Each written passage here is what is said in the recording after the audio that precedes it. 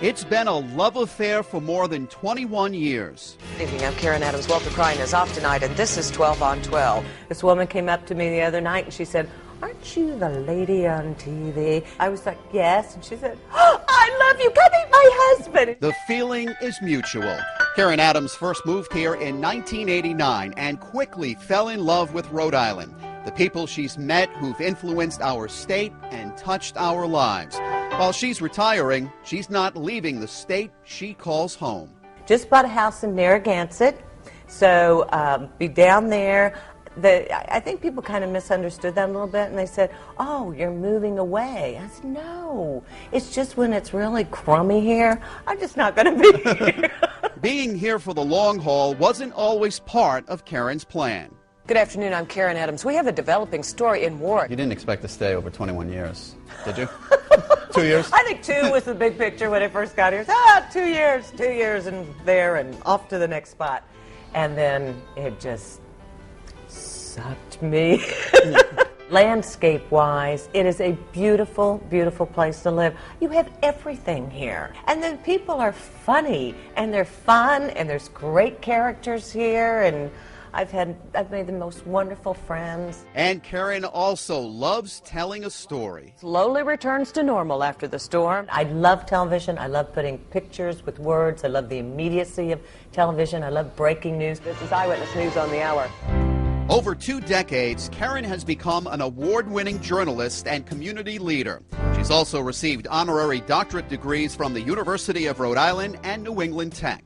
One of her greatest accomplishments being inducted into the Silver Circle of the National Academy of Television Arts and Sciences. That was big. I always say who would have thought a girl who was born in Nevada, Missouri would receive a broadcasting award at the Harvard Club in Boston. I mean, it's quite a journey.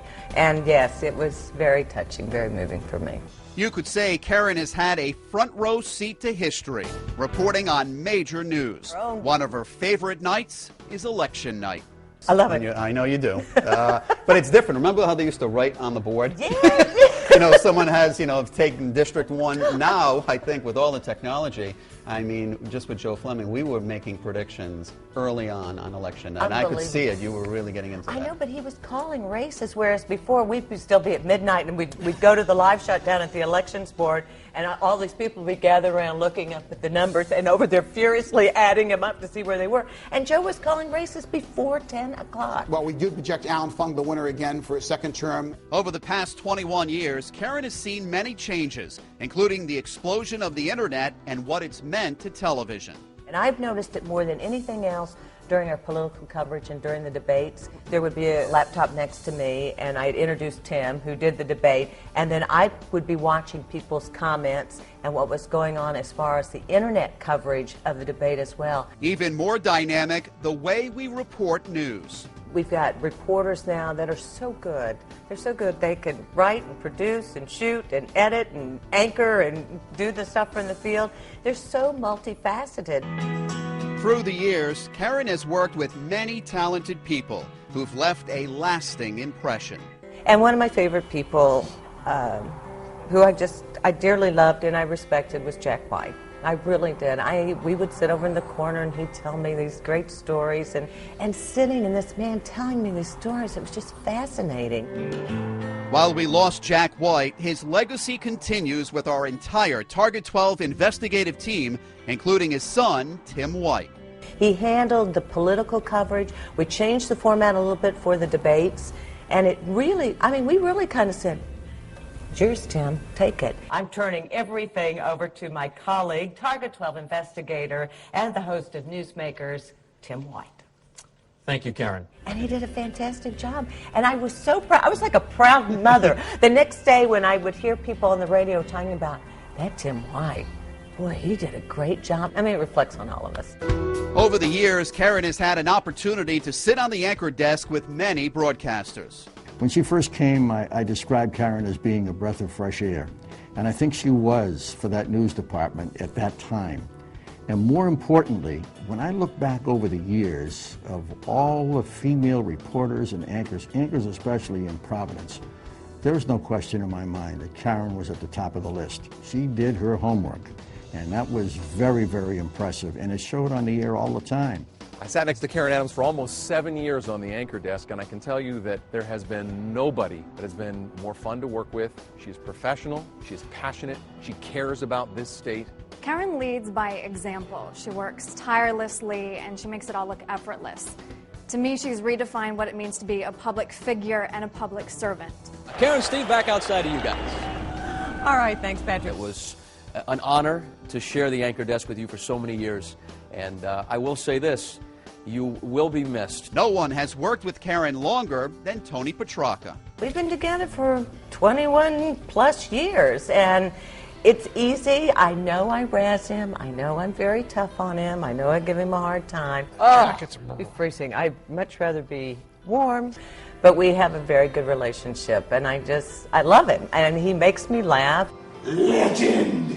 We just have a wonderful time. Obviously, your journalistic accolades speak for themselves. You're the best in the business, and the viewers are losing a very good anchor. But what always impressed me the most was your charitable work across the area. Your footprints are all over Rhode Island, and it's a better place now because of you. Those words are echoed throughout the community.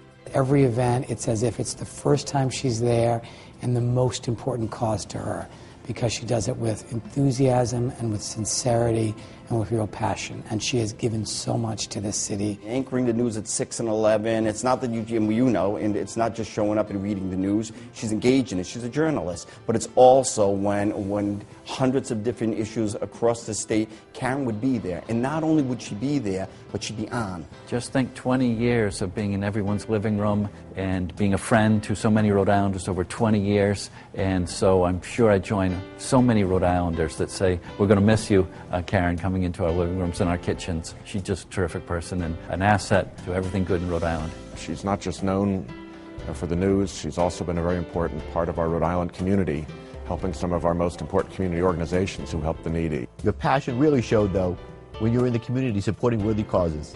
From children with disabilities to education, healthcare, and the arts, you've always lent your time and talents to so many grateful organizations. She looks you straight in the eye on the screen, and she tells you the truth. You can trust what she says as being the truth. She's fair, she's honest, and she's an extraordinarily decent and compassionate person. She's had such an impact in the community. She's so well liked. Every fundraiser that I think I've been to, at one time or another, she's there. It's no secret, Karen Adams has donated thousands and thousands of hours to charitable organizations. And how do you say no? How do you say, well, I'll do this for you, but I won't do this for you? I can't do that. And I love it. And I made best friends here. Some of my dearest friends are people I've met through charity events. At the top of the list, Meeting Street. You meet the kids, you meet the staff. They care about what they do every single day, and the kids are just great. And you're hooked. You're done. You're there for life. Close friend Paul Moran. We were on the board for at least 10 years together, and probably our biggest accomplishment was when we led the capital campaign. It was Karen, myself, and Barry Hittner raised over $17 million. That was a tremendous challenge, and we, very proud of what we did together. I get such a thrill, and when I take visitors through, I make them stop when they go in the door, and it says Capital Campaign, Karen Adams, Barry Hittner, and Paul Moran, because I am so proud of them. Another organization close to Karen's heart, CROSSROADS, Rhode Island. Some of the saddest stories I've ever heard are women who are in their late 60s, early 70s. Their husband died. They have no job skills. All of a sudden, they're out of their home. They have nowhere to go. They take them in at CROSSROADS. We actually named one of the rooms in the women's shelter for her. And I consider that a huge honor, because every night there are 4 women, homeless women, staying in that room, and every night they get to see that they are staying in a very special place because it's named after Karen. Karen has opened her heart to countless organizations like Special Olympics, Community Prep, AIDS Care Ocean State, and so many more. Karen, I don't think, knows the word no. I mean, she will say yes to anything. I often call her the mayor of Rhode Island, because she'll go to the opening of anything as long as it's helping a nonprofit organization. Always there, always ready, always with great humor. She's truly a role model to many of us that are in the community. Karen, you've had such a great career here in Rhode Island. No one has done more for raising awareness for deserving charities and organizations. Karen, you've been like family. A few years ago, you interviewed our mom in her bridge group. It was a great tribute for Mother's Day, and it was wonderful. Then we went to another event, and we got one of these, and she's kept us around ever since. Karen, we've done so many charity events with you throughout the years. One that was most favorite was golf. I don't know if you remember when we did contact golf with the Ronald McDonald House, where you had to do a little bit of duck and cover. We wish you well. It's been wonderful. We love you. It's easy to say yes when a company like Lynn Media encourages all of us to get out into the community. Jay came in, we didn't do the telethon with Meeting Street. I said, you got to go over there, you got to see this place, we've got to bring the telethon back. He agreed. We want to make sure that everybody knows we're part of the community. We're very proud of the fact that we're a part of Rhode Island. I said, go over to community prep, go in there. He came back and said, those kids are great. I mean, this is a great place. How can we be there in your living room every night and talking to you and not be in your neighborhood? It's important to people. People have been important to Karen, especially late PAWTUCKET owner Ben Mondor. Ben knew a great many people here and was really an amazing guy, but there was nothing like when Karen and Ben would get together. There was a real appreciation of each other. There was a real friendship there that I saw in few people. They went way back to when Karen first arrived. I know that he always enjoyed when Karen would come to the ballpark. He would be very happy to see Karen doing so well. I know Ben would want to wish Karen the best of luck, as everyone here at the PAWTUCKET would. You know, in this business, we get to meet a lot of famous people. Freddie Couples, is he up there? Love Freddie. Freddie's great. I met Nancy Lopez. Well, all the golfers when they come into town for the CBS Charity Classic. How lucky have we been to have that. I always get a chance to meet the golfers. I go out and I get to play in the Pro-Am. It's a thrill for me. Everybody recognizes Karen and her smile. And when we brought that to the CBS Charity Classic a couple of years ago, I mean, it just made sense. You know, here she is helping out Rhode Island's biggest fundraiser, you know, charity event. And she's a golfer. She's a golf nut. To have her part of our events, it's perfect.